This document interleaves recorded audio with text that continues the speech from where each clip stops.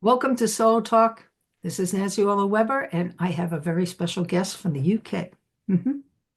We imported him through Zoom. He is not only psychic, clairvoyant, he is a medium, and more importantly to me, he is a spiritual human being.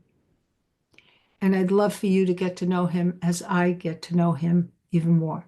So, Paul Bannister, welcome. It's an absolute privilege to be here, Nancy. Don't you love his accent, folks? I don't know. Well, in the US, if you're watching from the US, we just love accents because they're so much nicer than my New Jersey or New York, Brooklyn. So, Paul, let's begin with uh, just how did it all come about for you doing Um, the work? yeah, okay. So in a nutshell, I was. It's interesting when we look back, we see where our path began. And for me, I was as a child, my next door neighbor, his mother was a medium. My dear friend John was like a brother, and so we used to experience phenomena quite a lot. So it wasn't new to me. But then, as you go into adulthood, you do the normal thing, you get your career, you buy the house, you settle down. And it was at that moment in my late 20s, they discovered by a very much a fluke. I had they wasn't sure if it was to do with a cholesteatoma for those that are technical in these matters, or just like a benign cyst in the back of my head. But it was about the size of an apple and they couldn't work out what it was. And it was growing on the stem coming into the brain, and the nerves were growing over the top of it. And they discovered that I must have had it from birth.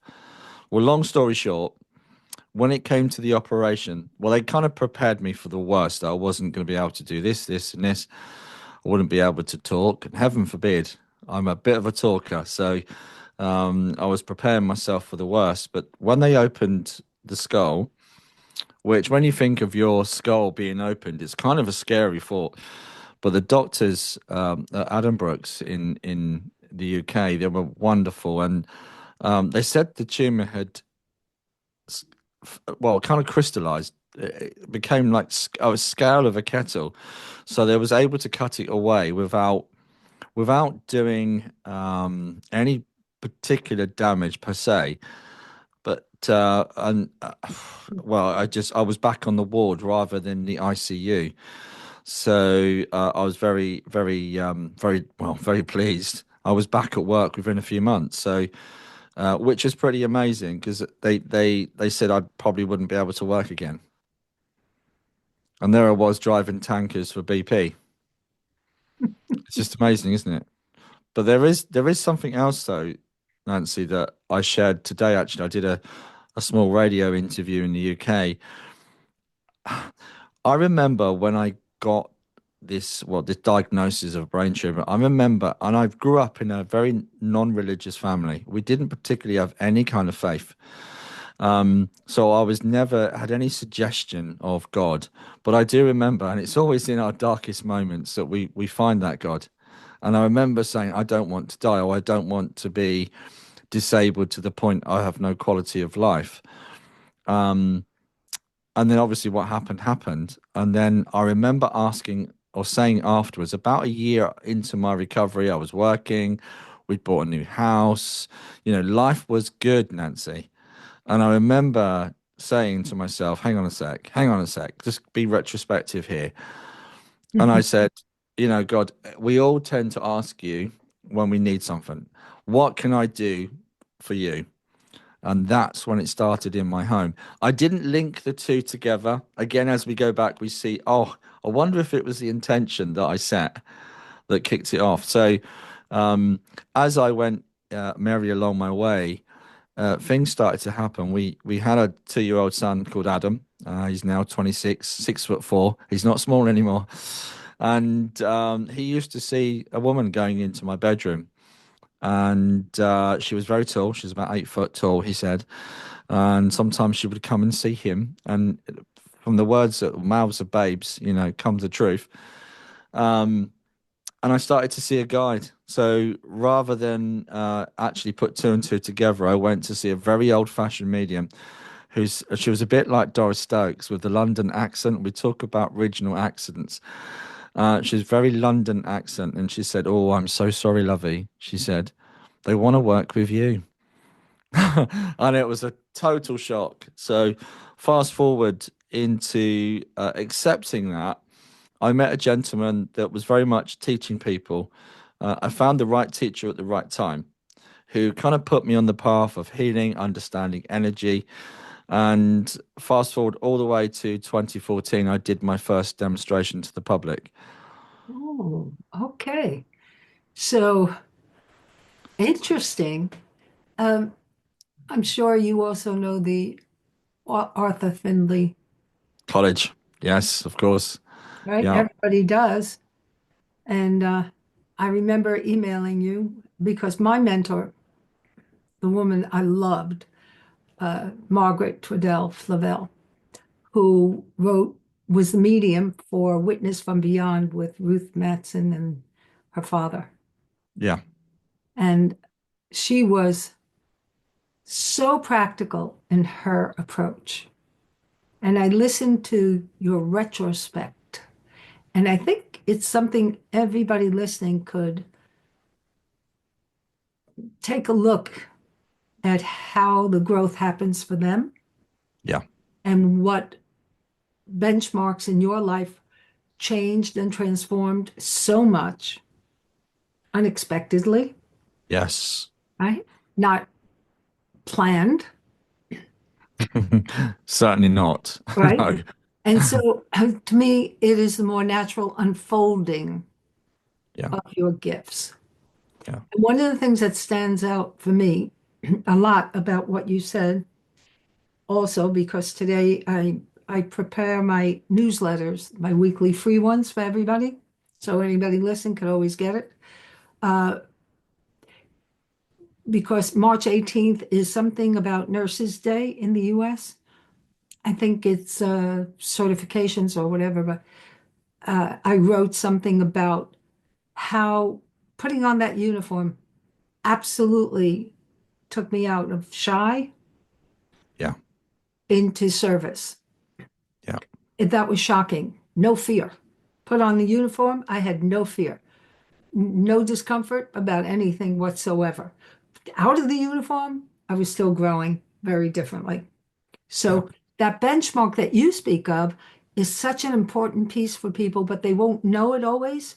As you said, Absolutely. when you then do a self-examination, which the way you explain it is such a clear picture for everyone to get. So let's go into your work now. Yes. Yes, So you give readings. I do. Anything special comes to mind for you that you learned in the readings or uh, the aha moment?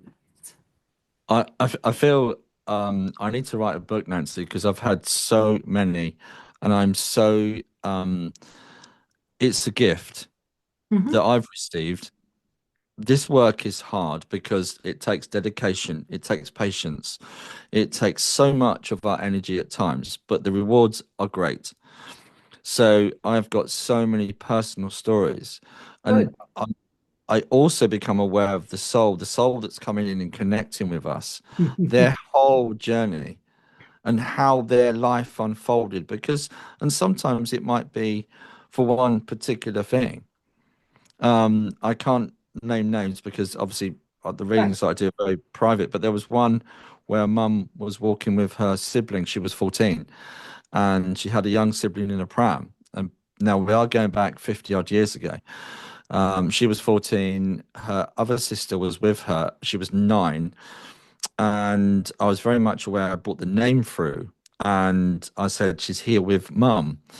Now, the Mm. problem was that the auntie was showing me, because it was the daughter that came to visit me. Mum was in spirit. And mum had this life-changing moment where a car mounted the curb and it killed her sibling, it killed her sister. And then there she is, 14 years old. She was responsible for a baby and a 9-year-old. Mum then had to carry that for the rest of her life. It changed mum's personality profoundly, where she didn't have that bond with people that she potentially should have done. And mum was coming through to say sorry. Now I could feel mum's grief and how she wanted to apologize to her daughter. And because of those moments, you see her whole life unfolding. And it's so desperately sad.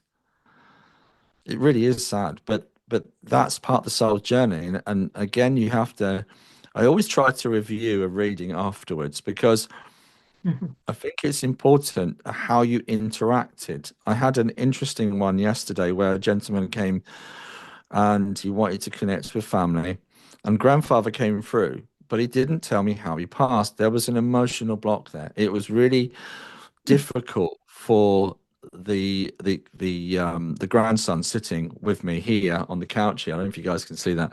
I do a lot of work from home. Um, and this particular instant, the other grandfather came in and just said, "Oh yeah, he shot himself. Oh yeah, he took his own life."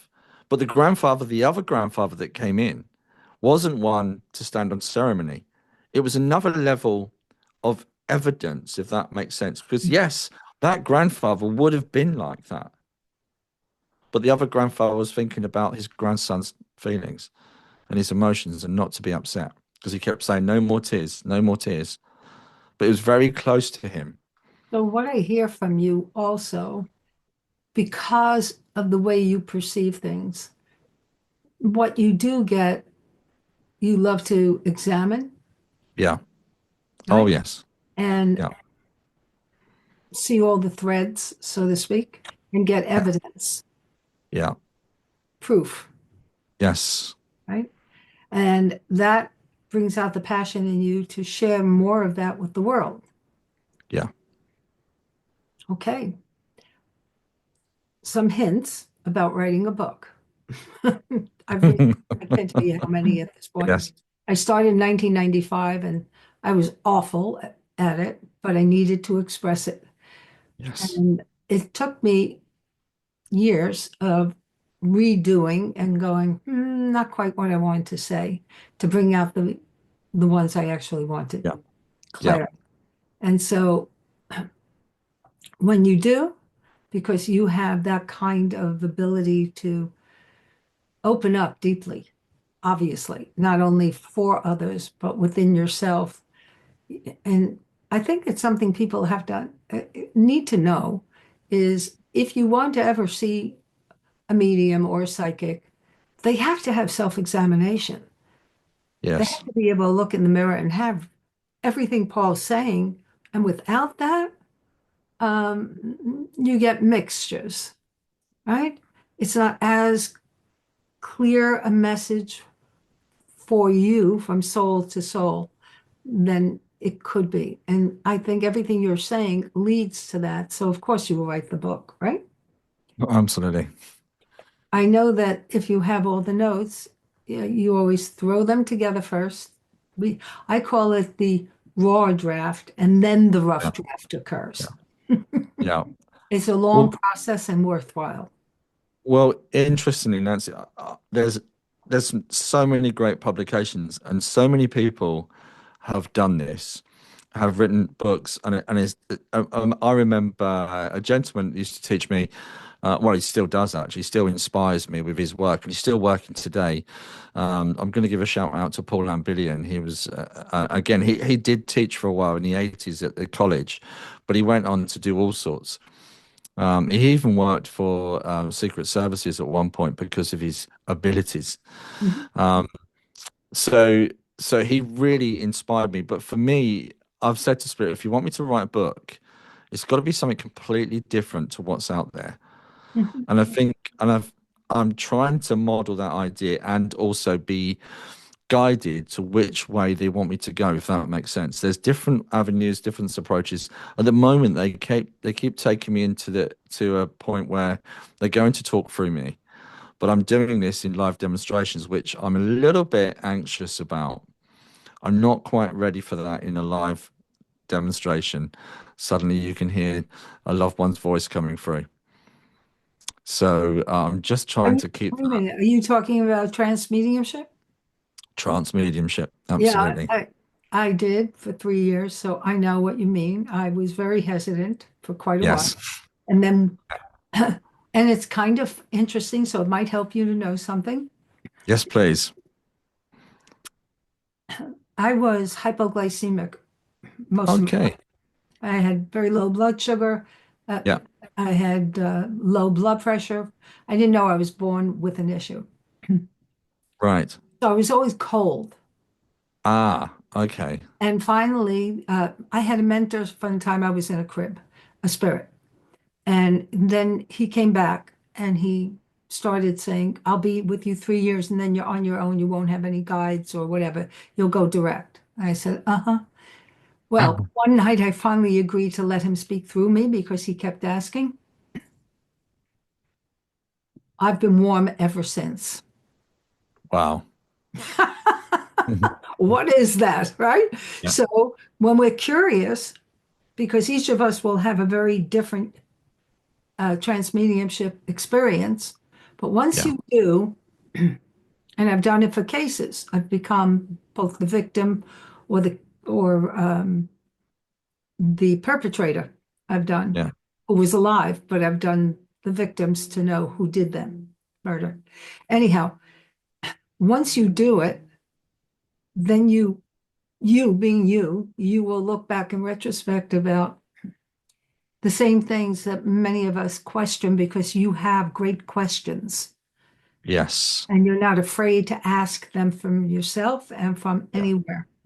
And that matters about what I argued with my whatever. And I'd say, I think he might be a fragment of my soul, a male. And he said, if anything, you're a fragment of mine. We would go back and forth. And so I made sure to be uh, questioning all along, just like you. And I listen to you. You need evidence, you need proof, you have retrospect, you're looking back at everything. So you you have all the other things I feel make for your footing to be fine. So when you're ready to take any leap, any risk, Yeah. it's a great deal of forethought anyhow. Yeah. Yeah, Yeah. that's wonderful. What So, I find really, really, I was going to say, what I find really, just to add to that, what I find really interesting, I have spoken through, I've had guides talk through, but then I spent a lot of my time focusing on mental mediumship. But it's got to the point now they're changing my voice. And as you said about your blood sugar levels, I've even been warned that I need to make sure my blood sugar is okay. You need to keep on top of that. So that's come through as well, which is really interesting. like me. So um, as I've come to the conclusion, Nancy, as we just develop all aspects of mediumship, not just one. We're not a one-trick pony. And I think, I mean, I'm a bit of a perfectionist. I'm a Virgo. I'm so sorry. I don't know why I'm apologizing for being a Virgo, but they can be a bit Oh, finicky. Paul, I have no idea why. I have my moon in Virgo. I am a nitpicker. I may be Well, Aquarius, but I am a nitpicker. okay, well, apparently Virgos are the worst dating site, dating people to date, apparently. Now you So tell. I'm an undateable. I'm sorry about that. I'm a Virgo and I'm undateable. I'm not sure if that's true, but I like to think not. But they do say it. I read it somewhere recently. Anyway, but I just think it's a part of who we are. Again, as we express and open and we blend, but I was really committed, or still am committed, to bringing through that evidence and reaching as far as we can get to the limit of that evidence and communication. I'm now starting to be clairaudient. The last few years, it's really started to come in when I'm hearing names and how they bring that forward. And I love that. I mean, it's great because it's another layer of, well, it's a part of your toolbox, but it's just that another level of evidence that we receive from the spirit world. If I can say to you, I've got mum here, she's given me the name Beryl, and I know she used to live down Wash Lane, you'd be like, oh my God, you don't need anything else. It's succinct, it's to the point. Now, some days I have that, some days I don't always have that. It really depends. I'm still working, and it's a process. But Paul, I think of you're the hub and then the spokes on the wheel, Yeah.